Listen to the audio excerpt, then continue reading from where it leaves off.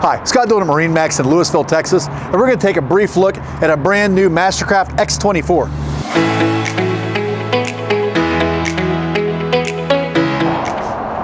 All right, so this one was ordered with all the most popular options. This does have the stern thruster. It does have the dual screen advanced audio plus, so extra subwoofers, extra speakers up in your windshield, extra amplifiers.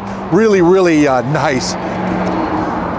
Spinning clamping board racks, now standard, which are great.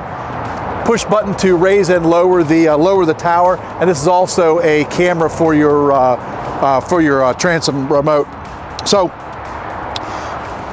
2 screens. This to control all of your surf star. This for your engine gauges.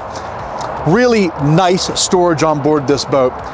This is opening, and then this is passed through all the way up to the front. So lots of storage up here, but also got to remember things that take up most space being your boards, your wakeboards and your surfboards. Those are going to be stored up on your bimini, on your racks anyway. So tons of storage on board this boat, and the color combination is great and in cool touch fabric throughout. So if you got any questions about this or any other boat you see online, pick up the phone and give us a call. We'd love to talk to you.